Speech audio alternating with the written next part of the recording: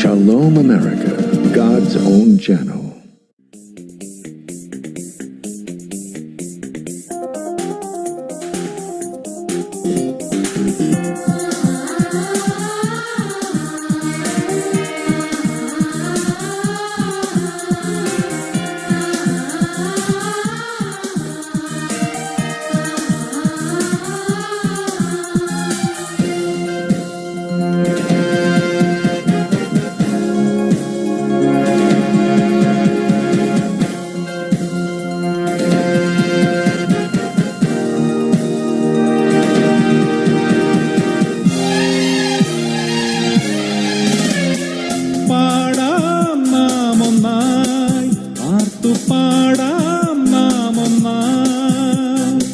ജെറുസലേമിൽ ഉയർന്നു കേട്ട വചനം പങ്കിടാം. ചേരാം നമുക്കൊന്നായി, അണിചേരാം നമുക്കൊന്നായി. ഗലീലിയായി കതിരണിഞ്ഞ സ്നേഹം നുകർന്നിടാം. ഒന്നു ചേർന്നു നമുക്കൊന്നായി പാടാം, സ്നേഹത്തിന്റെ കീർത്തനങ്ങൾ പാടാം. സ്വർഗരാജ്യം നമുക്കൊന്നായി പണിയാം, ഒന്നു ചേർന്ന് മണ്ണിൽ തന്നെ പണിയാം. പാടാം നാം ഒന്നായി, ആർത്തു പാടാം നാം ഒന്നായി.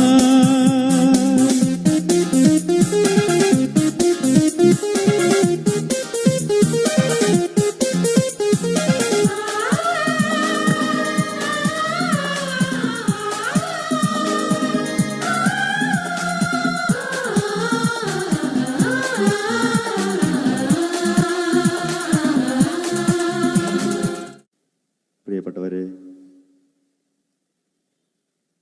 സഹനം എന്ന വാക്ക് കേൾക്കുമ്പോൾ തന്നെ ചിലപ്പം നെറ്റിയൊക്കെ ഒന്ന് ചുളിയുന്നൊരു അനുഭവമാണ്, ഒരു കൈപ്പേറിയ അനുഭവമാണ് മനുഷ്യനുണ്ടാകുന്നത്. അങ്ങനെ അങ്ങ് ആയിപ്പോയി. സത്യത്തിൽ വിശുദ്ധരൊക്കെ അത് കേൾക്കുമ്പോൾ ഇങ്ങനെ ചിരിക്കുകയാണ് ചെയ്തത്. കാരണം അവർക്ക് ദൈവസ്നേഹത്തിൻ്റെ പ്രകാശനങ്ങളായിട്ടാണ് സഹനങ്ങൾ അനുഭവിക്കാൻ കഴിഞ്ഞത്. കരമുയർത്തി ഹല്ലേലൂയ, ഹല്ലേലൂയ. ഞാൻ ഈ ശുശ്രൂഷ ആരംഭിക്കുമ്പോൾ ഒന്ന് നിങ്ങളോട് പറയാൻ ആഗ്രഹിക്കുന്നത്, സഹനങ്ങൾ രണ്ട് വിധമുണ്ട്. എത്ര വിധമുണ്ട്? രണ്ട് വിധമുണ്ട്. കുരിശുകൾ രണ്ട് വിധം. അത് ഇങ്ങനെ നമുക്ക് തരംതിരിക്കാം. ഒന്ന്, ദൈവം തൻ്റെ മക്കളെ പരിശീലിപ്പിക്കുന്നതിൻ്റെ ഭാഗമായി, വിശ്വാസത്തിൽ ഉയർച്ച പ്രാപിക്കുന്നതിൻ്റെ ഭാഗമായി, നമ്മെ വിശുദ്ധീകരിക്കുന്നതിനു വേണ്ടി, സർവോപരി ഈ ക്ഷണികമായ ജീവിതത്തിൽ നിന്ന് സ്വർഗത്തിലേക്ക് നമുക്ക് പ്രവേശിക്കുവാൻ തക്ക വിധം നമുക്കൊരു ശുദ്ധീകരണം ലഭിക്കുന്നതിൻ്റെ ഭാഗമായി ദൈവം അനുവദിക്കുന്നതാണ് ഒന്നാമത്തെ ഗണത്തിൽപ്പെട്ടത്. കരമുയർത്തി ഹല്ലേലൂയ.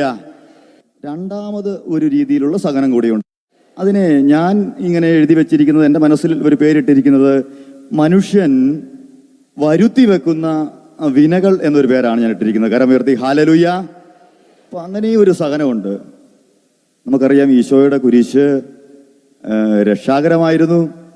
പക്ഷെ ഈശോയുടെ വലത്തും ഇടത്തു നിന്ന കള്ളന്മാർ, അതിൽ വലത്ത് കള്ളൻ പറയുന്നുണ്ട്, നമ്മുടെ കുരിശ് എന്ന് പറഞ്ഞാൽ നമ്മുടെ സഹനം നമ്മൾ സ്വന്തം പാപത്തിൻ്റെ ഫലമായിട്ടാണ്. ഹല്ലേലൂയ. അങ്ങനെയുള്ള സഹനങ്ങൾ എന്ന് പേരിട്ട് വിളിക്കുന്ന അവസ്ഥയിലൂടെ കടന്നു പോകുന്ന ഒരുപാട് മനുഷ്യരുണ്ടെന്ന് പരിശുദ്ധാത്മാവിനെ ഒരുപാട് ജീവിതാനുഭവങ്ങളിലൂടെ ഈ കാലഘട്ടങ്ങളിൽ പഠിപ്പിക്കുകയുണ്ടായി. സമാനമായ ഒരുപാട് അനുഭവങ്ങളിലൂടെ സ്വന്തം പ്രവർത്തികളുടെ ഫലമായിട്ട് ദൈവം നമുക്ക് തന്ന ദൈവത്തിൻ്റെയും രാജ്യത്തിൻ്റെയും ഒരു സമൂഹ ജീവിക്കുന്ന നിലയിൽ സമൂഹത്തിൻ്റെയും കുടുംബത്തിൻ്റെതുമായൊക്കെയുള്ള നിയമങ്ങൾ പാലിക്കാതെ നമ്മൾ പ്രവർത്തിയാൽ തന്നെ വരുത്തി വെക്കുന്ന ഈ വിനയാണ് ഞാൻ ഈ രണ്ടാമത്തെ ഗണത്തിൽപ്പെടുന്ന. ഒരിക്കലൊരു സഹോദരി ഒരു പ്രാർത്ഥനാ നിയോഗത്തിന് വേണ്ടി വിളിക്കുകയുണ്ടായി.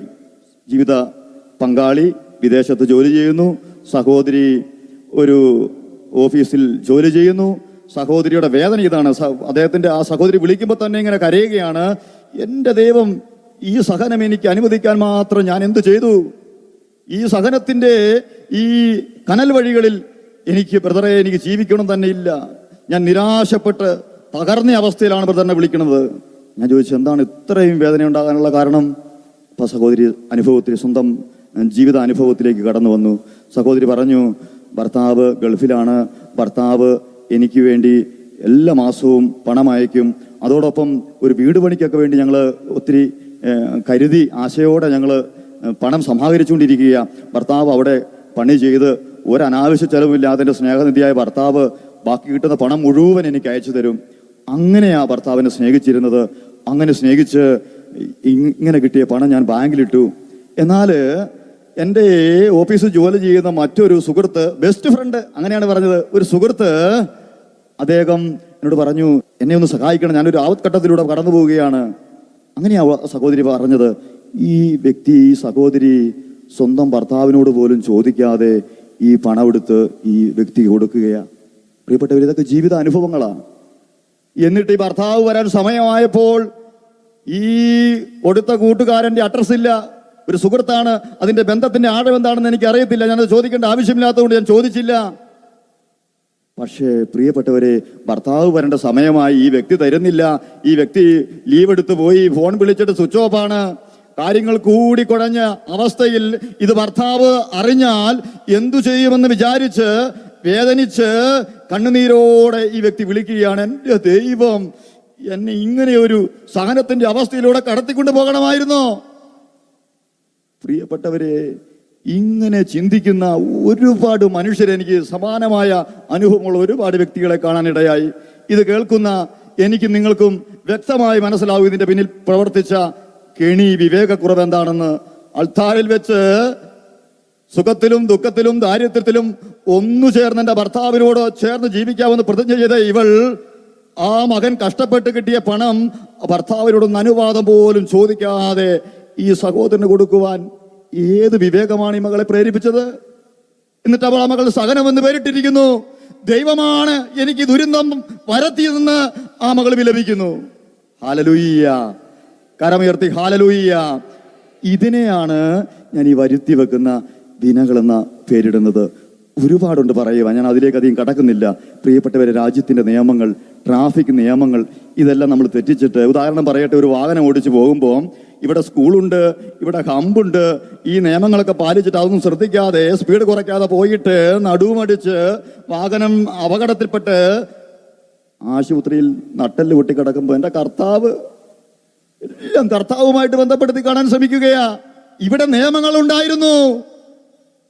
മദ്യപിക്കുമ്പോഴും പുകവലിക്കുമ്പോഴും ഒക്കെ നോ സ്മോക്കിംഗ്, ഇത് ആരോഗ്യത്തിന് ഹാനികരമാണെന്ന് നിയമം എഴുതി വെച്ചിരിക്കെ, ഇതെല്ലാം ചെയ്തിട്ട് സ്വന്തം പ്രവർത്തികളാൽ വരുത്തി വെക്കുന്ന വിനകളെ മനുഷ്യനെന്ന് പേരിട്ട് സഹനമെന്ന് വിളിക്കുകയും ദൈവത്തോട് പരാതി പറയുകയും ചെയ്യുന്നവരാവും. ഞാൻ പറയുന്നത് ഇത് ദൈവ നിന്നയാണ്.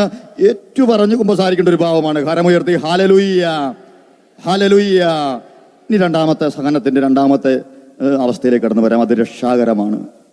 അത് ദൈവം ചിലപ്പോൾ അനുവദിക്കുന്നതാവാം, പക്ഷെ അതിന് ദൈവത്തിന് പിന്നിൽ ഒരു പദ്ധതിയുണ്ട്. വചനം നമുക്ക് ധ്യാനിക്കാം. പ്രഭാഷക പുസ്തകം 2-ാം അധ്യായം 4, 5, 6 വാക്യങ്ങൾ അവിടെ നമ്മൾ വായിക്കുകയാണ്. ഒരു സന്ദേശം കർത്താവ് നൽകുകയാണ്. വരുന്ന ദുരിതങ്ങളെല്ലാം സ്വീകരിക്കുക, ഞെരുക്കുന്ന ദൗർഭാഗ്യങ്ങളിൽ ശാന്തത വെടിയരുത്. എന്തെന്നാൽ സ്വർണം അഗ്നിയിൽ ശുദ്ധി ചെയ്യപ്പെടുന്നു. സഹനത്തിന്റെ ചൂളയിൽ കർത്താവിന് സ്വീകാര്യരായ മനുഷ്യരും. ഹല്ലേലൂയ, കരമുയർത്തി ഹല്ലേലൂയ. ഒരു ദൈവ പൈതൽ സഹനത്തെ, കനൽ വഴികളെ സ്വീകരിക്കേണ്ട മനോഭാവത്തെ കുറിച്ച് ബൈബിൾ പറയുകയാ. തൊട്ടടുത്ത വചനം പറയുകയാണ്, സഹനത്തിന്റെ ചൂളയിൽ കർത്താവിന് സ്വീകാര്യരായ മനുഷ്യരെ അവിടുന്ന് ഉരുക്കി രൂപാന്തരപ്പെടുത്തും. എന്തിനു വേണ്ടി എന്ന് ബൈബിൾ പറയുകയാണ്.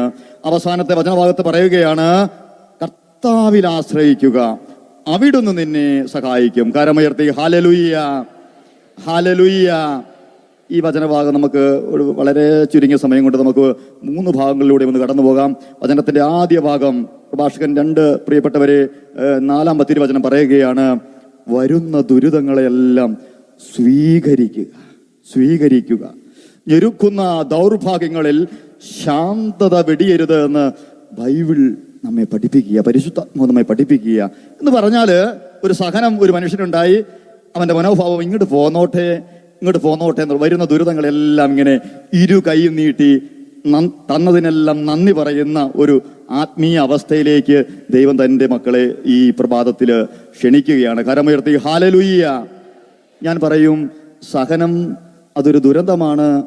അത് ഇല്ലായിരുന്നുവെങ്കിൽ, അനുഗ്രഹങ്ങൾ മാത്രം മതിയായിരുന്നുവെങ്കിൽ ചിന്തിക്കുന്ന ഒരുപാട് മനുഷ്യരുണ്ട്.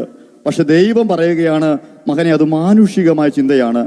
ഞാൻ മനസ്സിലാക്കിയിടത്തോളം സഹനം എന്ന് പറയുന്നത് ഒരു വേദനയായി, ഒരു ചോദ്യമായി, കർത്താവിനോട് പരാതി പറയുന്ന ഒരു അവസ്ഥയായി മാറുവാനുള്ള ഒരു കാരണം ആത്മീയ ശുഷ്കതയാണ്. ദൈവസ്നേഹാനുഭവത്തിന്റെ ആഴങ്ങളിലേക്ക് വളരാത്തതാണ്. അതുകൊണ്ടാണ് വിശുദ്ധരെല്ലാം, വളർന്നവരെല്ലാം സഹനങ്ങളെ നന്ദിയോടെ സ്വീകരിച്ചത്. ശരിയായ ആത്മീയ വളർച്ച എന്ന് പറയുന്നത് ദൈവം തരുന്നതെന്തും രണ്ട് കൈയും നീട്ടി സ്വീകരിച്ചുകൊണ്ട് നന്ദി അപ്പാ എന്ന് പറയുന്നതാണ്. ഹല്ലേലൂയ. അതിനേക്കാൾ അപ്പുറമുള്ള ഒരു ആത്മീയ വളർച്ച ഉണ്ടോ എന്ന് എനിക്കറിയത്തില്ല. എന്നെ സംബന്ധിച്ചുള്ള എനിക്ക് ഏറ്റവും വലിയ കാര്യം അതാണ്. എൻ്റെ ദൈവം തരുന്നതെല്ലാം ഇങ്ങോട്ട് സ്വീകരിച്ചിട്ട് നന്ദിയുണ്ട് കേട്ടോ എന്ന് പറയുന്ന ഒരു ആത്മീയത ഇത് വളർന്നതാണ്. പ്പെട്ടവരെ, നിങ്ങളെ പരിശോധിക്കാനായി എന്തെങ്കിലും അഗ്നി പരിശോധനകൾ വരുമ്പോൾ അപ്രതീക്ഷിതമായതെന്തോ സംഭവിച്ചതാലെന്ന പോലെ പരിഭ്രമിക്കരുത്. ക്രിസ്തുവിന്റെ പീഡകളിൽ പങ്കുചേരുവാൻ നിങ്ങൾക്കൊരു ഭാഗ്യം ലഭിച്ചതിനെ ഓർത്ത് നിങ്ങൾ ഹല്ലേലൂയ പറയണമെന്നാണ് പത്രോസ് പറയുക. ഹല്ലേലൂയ. നോക്കുക, ഇത് സംഭവിക്കാതിരിക്കട്ടെ എന്ന് വിലപിച്ച പത്രോസിൽ നിന്ന് സഭാതനേരെ സഹനത്തിന്റെ മഹത്വത്തെ കുറിച്ച് പഠിപ്പിക്കാൻ മാത്രം ദൈവം അവനെ ഉയർത്തി. ഈ പകൽ പ്രിയപ്പെട്ടവരെ, ഈ വചനം ശ്രവിക്കുന്ന എന്നെയും നിങ്ങളെയും കുറിച്ചുള്ള ദൈവത്തിന്റെ ഒരു പദ്ധതി ഇങ്ങനെയാണ്. ഇന്ന് വരെയും ദൈവത്തോട് ക്വസ്റ്റ്യൻ മാർക്കിട്ട് ചോദ്യങ്ങൾ മാത്രം, പരാതിയുമായി മാത്രം ഉയർത്തുന്ന ഒരു ദൈവപൈതലാണ് എന്നെ ശ്രവിക്കുന്ന താങ്കളെങ്കിൽ, സഹനത്തെക്കുറിച്ച് പഠിപ്പിക്കാനും സഹനത്തിന്റെ രക്ഷാകര മനോഭാവത്തെ തിരിച്ചറിയുവാനുമാണ് പരിശുദ്ധാത്മാവ് ഈ വചന ശുശ്രൂഷയിലേക്ക് എന്നെയും താങ്കളെയും പ്രിയപ്പെട്ടവരെ പേര് ചൊല്ലി വിളിച്ചത്. കരമുയർത്തി ഹല്ലേലൂയ, ഹല്ലേലൂയ. പ്രിയപ്പെട്ടവരെ, ഈ സഹനം, വരുന്ന ദുരിതങ്ങൾ എല്ലാം സ്വീകരിക്കണമെന്ന മനോഭാവം ഉണ്ടാകണമെങ്കിൽ ദൈവപിതാവ് സ്നേഹമാണെന്ന് അങ്ങ് തിരിച്ചറിയണം. ദൈവപിതാവ് സ്നേഹമാണെന്ന് അങ്ങ് തിരിച്ചറിയണം. പ്രഭാഷക പുസ്തകം 47 അധ്യായം 22 വചനം പറയുകയാണ്, കർത്താവ് ഒരിക്കലും കാരുണ്യം വെടിയുകയോ തൻ്റെ സൃഷ്ടികൾ നശിക്കാൻ ഇടവരുത്തുകയോ ഇല്ല. ജ്ഞാനം 11:24 എല്ലാറ്റിനെയും അവിടുന്ന് സ്നേഹിക്കുന്നു. അവിടുന്ന് സൃഷ്ടിച്ച ഒന്നിനെയും അവിടുന്ന് ദ്വേഷിക്കുന്നില്ല. ദ്വേഷിക്കാനായിരുന്നെങ്കിൽ സൃഷ്ടിക്കുമായിരുന്നില്ല. കരമുയർത്തി ഹല്ലേലൂയ എന്ന് പറഞ്ഞാൽ അതിൻ്റെ പച്ച മലയാളം രത്നച്ചുരുക്കം ഇത്രയേ ഉള്ളൂ. സൃഷ്ടികർമ്മം രക്ഷാകരമാണ്. ഇത് നശിപ്പിച്ച് കളയാനായിരുന്നെങ്കിൽ, മനുഷ്യന് സഹനവും ദുരിതവും കൊടുത്ത് അവനെ നശിപ്പിക്കാനായിരുന്നുവെങ്കിൽ ദൈവത്തിന് ഈ സൃഷ്ടികർമ്മത്തിന്റെ ആവശ്യമില്ലായിരുന്നു. ഹല്ലേലൂയ. അതാണ് എൻ്റെ ലളിതമായ വിശ്വാസം. എൻ്റെ ലളിതമായ വിശ്വാസം, എൻ്റെ ദൈവം എന്നെ സൃഷ്ടിച്ചെങ്കിൽ, അവൻ സ്നേഹമാണെങ്കിൽ, അവൻ എന്നെ അപ്പ എന്ന് വിളിക്കാനാണ് പഠിപ്പിച്ചതെങ്കിൽ, അവൻ എനിക്ക് രൂപം നൽകിയെങ്കിൽ എൻ്റെ നന്മയ്ക്കല്ലാത്തതൊന്നും അവൻ ചെയ്യുകയില്ല. അതുകൊണ്ടാണ് പ്രിയപ്പെട്ടവരെ, ഹെബ്രായ ലേഖനത്തിൽ നമ്മൾ പഠിക്കുന്നത്, എൻ്റെ മകനെ, കർത്താവിന്റെ ശിക്ഷണത്തെ നീ നിസ്സാരമാക്കരുത്. ബൈബിൾ പഠിപ്പിക്കുക, എത്രയോ വ്യക്തമായി പഠിപ്പിക്കുക. മക്കളെന്ന് വിളിച്ചുകൊണ്ടുള്ള അഭിസംബോധന നിങ്ങൾ മറന്നു പോകരുത്. താൻ സ്നേഹിക്കുന്നവന് കർത്താവ് ശിക്ഷണം നൽകുന്നു. മക്കളായി സ്വീകരിക്കുന്നവരെ പ്രകരിക്കുകയും ചെയ്യുന്നു. Hallelujah, hallelujah, hallelujah. പ്രിയപ്പെട്ടവരെ, ദൈവം സ്നേഹമാണെന്ന തിരിച്ചറിവാണ് ആദ്യം നമുക്ക് മനസ്സിലുണ്ടാവേണ്ടത്. അങ്ങനെ സ്നേഹത്തിന്റെ ആഴങ്ങളിൽ നിൽക്കുന്നവന് മാത്രമേ തരുന്നതെന്തും നന്മയാണെന്ന് കാണാൻ പറ്റുള്ളൂ. പലപ്പോഴും പലരുടെയും സഹനത്തിന്റെ ഒരു കാരണം ചോദിക്കുന്ന കാര്യങ്ങൾ നിറവേറ്റി കിട്ടുന്നില്ല എന്നുള്ളതല്ലേ, പ്രാർത്ഥിച്ചിട്ടും ലഭിക്കുന്നുള്ള എന്നതല്ലേ. അത് ഞാൻ ഇങ്ങനെ പറയാൻ ആഗ്രഹിക്കുകയാ. ഒരു കാര്യത്തിന് വേണ്ടി നാം മുട്ടുമ്പോൾ ആ വാതിൽ തുറക്കപ്പെടുന്നില്ലെങ്കിൽ പല മനുഷ്യരും ചെയ്യുന്നത് എന്തെന്നറിയാമോ? അവിടെ തലയിട്ടടിച്ച് ദൈവത്തോടും മനുഷ്യരോടും പരാതി പറഞ്ഞ് ജീവിതം മുഴുവൻ അടഞ്ഞ വാതിലിന്റെ മുമ്പിൽ തീർക്കുന്ന മനുഷ്യരെ ഞാൻ ഒരുപാട് കണ്ടിട്ടുണ്ട്. പക്ഷെ അടഞ്ഞ വാതിലുകൾ കാണുമ്പോൾ എനിക്കുണ്ടാകുന്ന വികാരം എന്തെന്നറിയാമോ? ആ വാതിലിലൂടെ ഞാൻ കടന്നുപോയാൽ എനിക്ക് വരാമായിരുന്ന അപകടങ്ങളും ദുരന്തങ്ങളും തകർച്ചകളും കണ്ട് എൻ്റെ സ്നേഹപിതാവ് ഓടി വന്ന് ഉന്തി പിടിച്ചു നിൽക്കുന്ന സ്നേഹം ഞാൻ കാണാറുണ്ട്. ആ സ്നേഹമാണ് എന്നെ മുന്നോട്ട് നയിക്കുന്നത്. കരമുയർത്തി ഹല്ലേലൂയ, ഹല്ലേലൂയ. ദൈവം അനന്തജ്ഞാനിയാ പ്രിയപ്പെട്ടവളവരെ. നമ്മളൊരു വാതിലിങ്ങനെ മുട്ടുമ്പോൾ അത് തുറന്നു തന്നില്ലെങ്കിൽ പരാതി പറയരുത്, പകരം ഒരു സ്തോത്രഗീതം ആലപിക്കണം. കാരണം എൻ്റെ പിതാവ് അവിടെ ഉന്തിപ്പിടിച്ച് നിൽപ്പുണ്ട്. ഇതിലൂടെ ഞാൻ കടന്നുപോയായിരുന്നുവെങ്കിൽ വരാമായിരുന്ന ദുരന്തങ്ങൾ സ്നേഹപിതാവ് ആദ്യമേ കണ്ടു. സഹനങ്ങൾ ദുരന്തങ്ങൾ അവിടുന്ന് കണ്ടതുകൊണ്ട് അങ്ങനെ ഉന്തിപ്പിടിച്ചുകൊണ്ട് നിൽക്കുക. കരമുയർത്തി ഹല്ലേലൂയ. ഈ അടുത്തൊരു സഹോദരി വന്ന് എന്നോട് പറഞ്ഞു, എൻ്റെ ആശിച്ചും കൊതിച്ചും നിരുന്ന വിവാഹം അങ്ങോട്ട് മാറിപ്പോയി ബദറെ. ഞാൻ പറഞ്ഞു ഹല്ലേലൂയ. ആ സഹോദരിയുടെ നോത്തും ഇട്ട് പറഞ്ഞു, എന്താ ബദറെ ഇങ്ങനെ വിവാഹം മാറിപ്പോയിട്ട് പറയുന്നു ഹല്ലേലൂയ പറയുന്നു? ഞാൻ പറയുന്നു, സഹോദരി, വലിയൊരു വിപത്തിൽ നിന്ന് ദൈവം താങ്കളെ രക്ഷിച്ചിരിക്കുന്നു. ഹല്ലേലൂയ. ദൈവം കൂടുതൽ ശ്രേഷ്ഠമായത് ഒരുക്കുന്നു ഞാൻ കാണുന്നു. ദൈവം ഒരു വാതിൽ അടയ്ക്കുമ്പോൾ അനേക വാതിലുകൾ തുറക്കുന്നവനാണെന്ന് ഞാൻ അറിയുന്നു. അതുകൊണ്ട് നന്ദി പറയുക. ഹല്ലേലൂയ. ദൈവത്തെ സ്നേഹിക്കുന്നവർക്ക്, അവിടുത്തെ പദ്ധതി അനുസരിച്ച് വിളിക്കപ്പെട്ടവർക്ക് അവിടുന്ന് സകലവും നന്മയ്ക്കായി മാറ്റുമെന്നതാണ് വിശ്വാസ ജീവിതത്തിലൂടെ നടക്കേണ്ട ഒരു ദൈവ പൈതൽ ആദ്യമായി പഠിക്കേണ്ടത് പാഠമെന്ന് ഞാൻ 100 വട്ടം ആത്മാർത്ഥതയോടെ പറയട്ടെ. ഈ അറിവില്ലാത്തതാണ് പലരും വിശ്വാസ ജീവിതത്തിലും ശുശ്രൂഷ ജീവിതത്തിലും പരാജയപ്പെട്ടു പോകുന്നത്. കരമുയർത്തി ഹല്ലേലൂയ. ഹല്ലേലൂയ. ഒരു ഉദാഹരണം ഞാൻ പങ്കുവെക്കാം മനസ്സിലാകാൻ. പ്രിയപ്പെട്ടവരെ, ആ രംഗം ഇതാണ്. ഒരു തിരക്കുള്ള മെഡിക്കൽ സ്റ്റോറാണ്. ഒരു കഥയാണ് കേട്ടോ. ആ തിരക്കുള്ള മെഡിക്കൽ സ്റ്റോറിൽ അന്ന് ആ മെഡിക്കൽ ഷോപ്പ് ഉടമ പതിവിലും സന്തോഷവാനാണ്. കാരണം പതിവിലും തിരക്ക് അന്നുണ്ട്, മരുന്ന് നന്നായിട്ട് ചെലവാകുന്നുണ്ട്, രോഗികൾ കൂടി വരുന്നുണ്ട്. ആ വ്യക്തി ഹല്ലേലൂയ പറഞ്ഞ് തൻ്റെ ബിസിനസ് ഇങ്ങനെ തുടർന്നുകൊണ്ടിരിക്കുകയാണ്. കരമുയർത്തി ഹല്ലേലൂയ. അങ്ങനെ ആ ബിസിനസ് ഇങ്ങനെ മുന്നോട്ട് പോകുമ്പോൾ ഒരു പിഞ്ചു ബാലിക ഓടി വരുന്നത് അദ്ദേഹത്തിന്റെ ശ്രദ്ധയിൽപ്പെട്ടു. ഈ ബാലികയെ ഈ ഷോപ്പ് ഉടമയ്ക്ക് നന്നായി അറിയാം. കാരണം ആ ബാലികയുടെ പിതാവ് ഈ ഷോപ്പ് ഉടമയുടെ സുഹൃത്താണ്. തൊട്ടടുത്തുള്ള ആശുപത്രിയിൽ അത്യാസന നിലയിൽ ആ സഹോദരൻ കിടപ്പുണ്ട്. ആ സഹോദരന് ഏക ആശ്രയം ഈ പിഞ്ചു കുഞ്ഞാണ്. ആ കുഞ്ഞ് നിരന്തരം പിതാവിന്റെ ആവശ്യങ്ങൾക്ക് വേണ്ടി മെഡിക്കൽ ഷോപ്പിൽ വരുന്നതാണ്.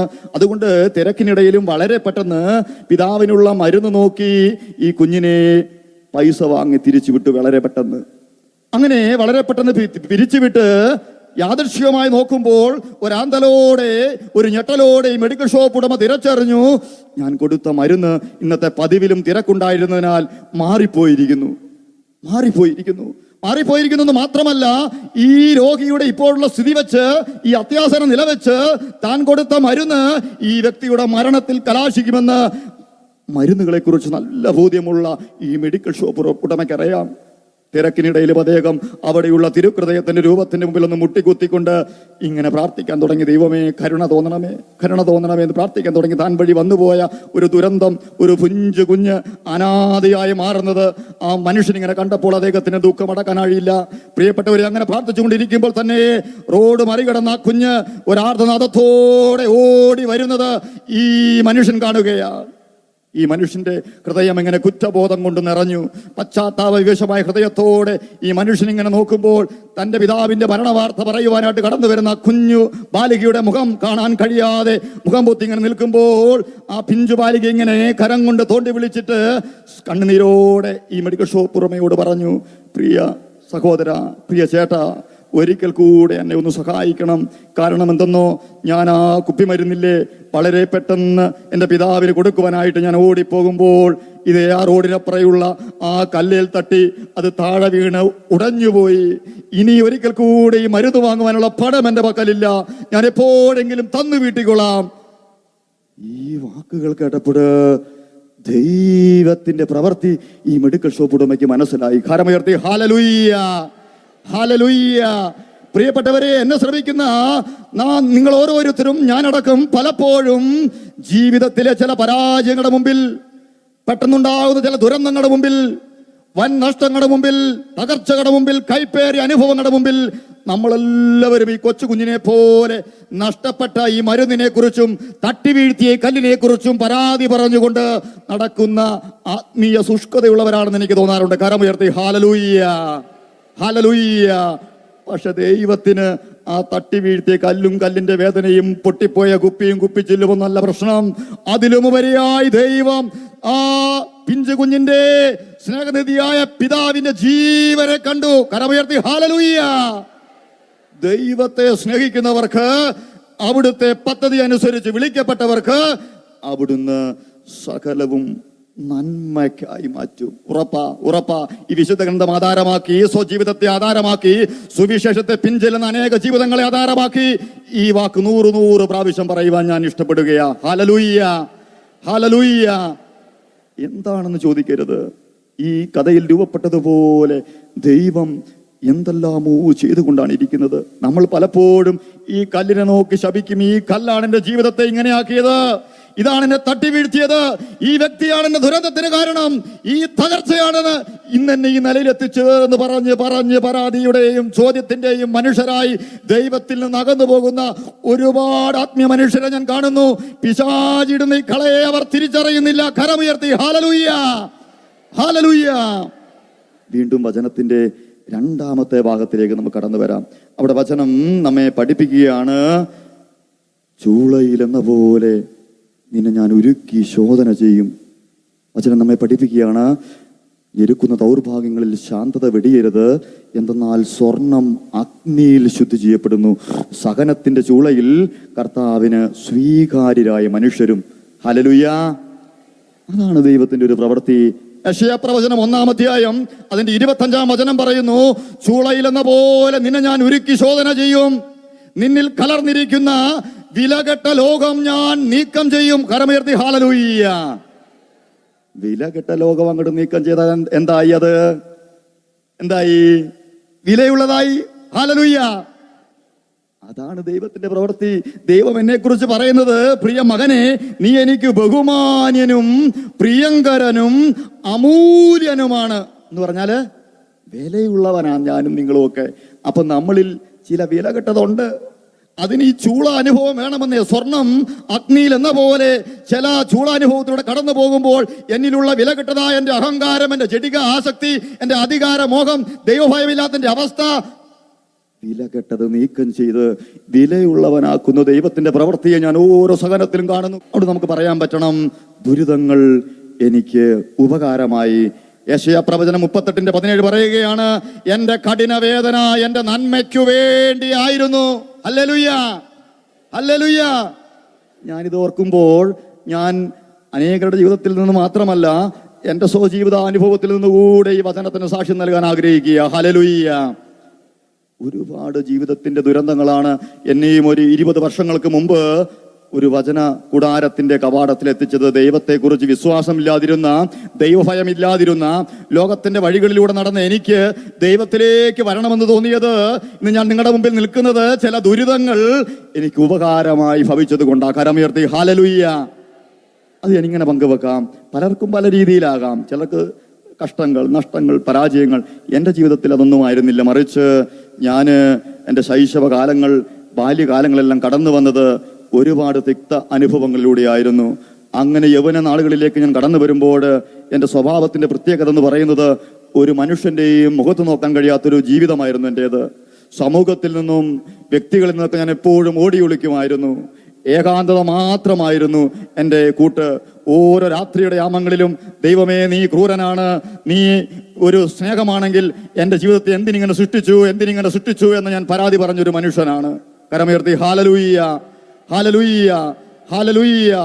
ഒരു സമൂഹത്തിന് മുമ്പിൽ നിൽക്കുവാൻ ഞാൻ ഇഷ്ടപ്പെട്ടിരുന്നില്ല. ഞാൻ ഓർക്കുകയാണ്, ഒരിക്കൽ എൻ്റെ ഇടവകയിലുള്ള മിഷൻ ലീഗിന്റെ കുട്ടികൾ ഒരു ദിവസം എൻ്റെ വീട്ടിലേക്ക് പിരിവിന് വരുന്ന ഒരു രംഗം ഞാൻ ഇപ്പോഴും മറക്കാതെ ഓർമ്മിക്കും. അവിടെ പോയി ഞാൻ ഇപ്പോഴും ദൈവത്തെ സ്തുതിക്കാറുണ്ട്. ആ കുട്ടികളോടൊപ്പം ഞാനൊന്ന് പോയില്ല. കാരണം എനിക്ക് സമൂഹത്തിന്റെ മുമ്പിൽ പോകുവാൻ കഴിയില്ലായിരുന്നു. സ്ത്രീകളോട് എനിക്ക് സംസാരിക്കാൻ ഭയം, അധികാരികളോട് ഭയം, എന്തിനേയും ഭയം. ജനക്കൂട്ടത്തിൽ ഞാൻ ഓടി ഒളിച്ച ഒരു മനുഷ്യനായിരുന്നു. അങ്ങനെ ഈ കുഞ്ഞുങ്ങൾ കടന്നു വരുന്ന കാണുമ്പോൾ അവരോട് സംസാരിക്കാൻ കഴിവില്ലാതെ, ഒന്ന് ചിരിക്കാൻ പോലും കഴിവില്ലാതെ, എന്നെ തന്നെ ഓർത്ത് ഞാൻ വേദനയോടെ ഞാൻ എൻ്റെ വീട്ടിൽ നിന്ന് മുകളിലേക്ക് കയറി ഓടി. എൻ്റെ വീട് ഒരു ചെരുവിലാണ് നിൽക്കുന്നത്. അങ്ങനെ മുകളിലേക്ക് കയറി ഓടിയപ്പോൾ അവിടെ പോയി നിന്ന് ഈ കുഞ്ഞുങ്ങൾ വന്ന്, എൻ്റെ കൂട്ടുകാർ വന്ന് പിരിവൊക്കെ എടുത്ത് പോയിക്കൊള്ളട്ടെ, അതുവരെ ഞാൻ ഇവിടെ നിൽക്കാമെന്ന് ഇങ്ങനെ ചിന്തിക്കുമ്പോൾ എൻ്റെ കുട്ടികൾ മുറ്റത്തെ കയറി വന്നപ്പോൾ ഒരു കാര്യം എനിക്ക് മനസ്സിലായി. ഞാൻ നിൽക്കുന്ന സ്ഥലം സുരക്ഷിതമല്ല. കാരണം ചെരിവായതിനാൽ അവർ എന്നെ കാണാൻ പാകത്തിനാണ് നിൽക്കുന്നത്. മറ്റൊരു രക്ഷയുമില്ലാതിരുന്നതിനാൽ ഞാൻ ആ മാവിന്റെ ചുവട്ടിൽ അവിടെ കമിഴ്ന്നു കിടന്നു. അങ്ങനെ കമിഴ്ന്നു കിടന്ന് അവിടെ ഞാൻ ഏങ്ങലടിച്ച് കരയുവാൻ തുടങ്ങി. എൻ്റെ കണ്ണുനീര് കൊണ്ട് ആ മണ്ണെല്ലാം ഇങ്ങനെ നനഞ്ഞു. ദൈവമേ, എന്തൊരു ജീവിതമായത്, എന്തൊരു സഹനത്തിന് ജീവിതമായത്, നീ എന്തിനെന്നെ സൃഷ്ടിച്ചു എന്ന് ഇങ്ങനെ ചോദിക്കാനായിട്ട് തുടങ്ങി. ഞാനത് ഒരു ഉദാഹരണം മാത്രം പങ്കുവെച്ചതേ ഉള്ളൂ.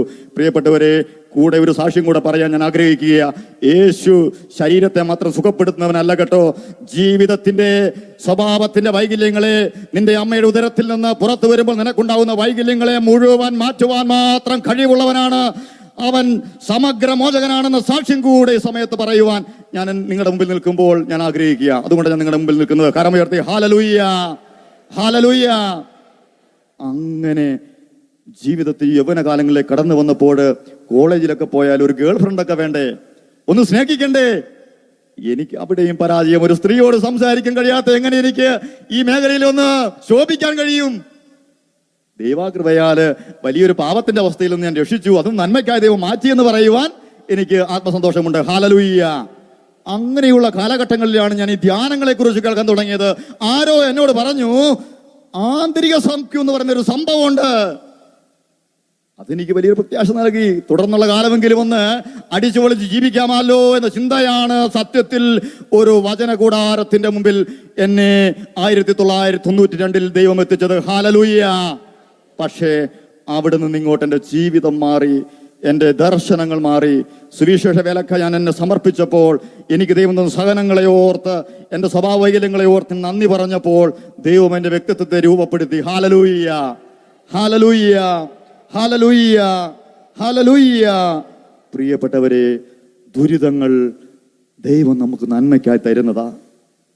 പലരും ദൈവത്തെ മറന്ന് ലോകത്തിന്റെ വഴികളിലൂടെ നടന്ന അനേക ജീവിതങ്ങൾ യേശു കർത്താവിലേക്ക് കടന്നു വന്ന് ഇന്ന് അവന്റെ സാക്ഷികളായി മാറിയത് പിന്നിൽ ഇപ്രകാരമുള്ള ഒരുപാട് കണ്ണുനീരിന്റെയും കനൽ വഴികളുടെയും അവസ്ഥയുണ്ട്. അവരെ ദൈവം വിളിച്ചതിന് ഇന്ന് എനിക്ക് സന്തോഷമാ. ഒരിക്കൽ പോലും പിന്നീട് ആ ചോദ്യം ഞാൻ എൻ്റെ ദൈവത്തോട് ചോദിച്ചിട്ടില്ല. എനിക്കിന്ന് ഉത്തരമുണ്ട്. എൻ്റെ ദൈവത്തിന്റെ രക്ഷാകരമായ ഒരു പദ്ധതിയുടെ ഭാഗം ആ സഹനത്തെ അന്നു മുതൽ എനിക്ക് കിട്ടിയ വലിയൊരു ഭാഗ്യം. ഞാൻ മേന്മ പറയുകയല്ല. പിന്നീട് ഈ കാലഘട്ടങ്ങളൊക്കെ ചിന്തിക്കുമ്പോൾ എനിക്ക് മനസ്സാവുന്ന സത്യം, ഒരു കാര്യത്തിനും ദൈവത്തോട് ഒരു ചോദ്യവുമായി അവിടുത്തെ മുമ്പിൽ നിൽക്കുവാൻ ദൈവം എന്നെ ഇടയാക്കിയിട്ടില്ല. എപ്പോഴും എന്തിനും വേണ്ടി സ്തോത്രം പറയുവാനുള്ള ഒരു അഭിഷേകം ദൈവം എനിക്ക് നൽകി. Hallelujah, hallelujah, hallelujah. പ്രിയപ്പെട്ടവരെ, വീണ്ടും മൂന്നാമത്തെ വചനത്തിന്റെ മൂന്നാമത്തെ തലത്തിലേക്ക് നാം കടന്നു വരികയാണ്. സഹനങ്ങളിൽ എന്തു നാം ചെയ്യണം, എങ്ങനെ നമുക്ക് രക്ഷയുണ്ട്? ബൈബിൾ പഠിപ്പിക്കുന്നു, കർത്താവിൽ ആശ്രയിക്കുക, അവിടുന്ന് നിന്നെ സഹായിക്കും. മറ്റൊരു ഉത്തരമില്ല. Hallelujah, hallelujah. ഏതൊരു സഹനത്തിലൂടെ കടന്നു പോകുന്ന ദൈവ പൈതലിനും പ്രിയപ്പെട്ടവർ ഒരു രക്ഷാകര സന്ദേശമുണ്ട്. അത് യേശു ക്രിസ്തുവും അവന്റെ കുരിശും അത്രേ. Hallelujah, hallelujah, hallelujah. ഹെബ്രായ ലേഖനത്തിൽ നമുക്കത് വായിക്കാൻ പറ്റും. പ്രിയമുള്ളവരെ, യേശു നമ്മുടെ ബലഹീനതകളിൽ നമ്മോടൊത്ത് സഹതപിക്കാൻ കഴിയാത്ത ഒരു പ്രധാന പുരോഹിതനല്ല, മറിച്ചോ എല്ലാ കാര്യങ്ങളിലും നമ്മെ പോലെ പരീക്ഷിക്കപ്പെട്ട് നമ്മുടെ മുമ്പേ കടന്നുപോയവനാണ് യേശു. അവൻ അറിയാത്ത വേദനയില്ല, അവൻ അനുഭവിക്കാത്ത വേദനയില്ല. യേശു നിന്നെയും എന്നെയും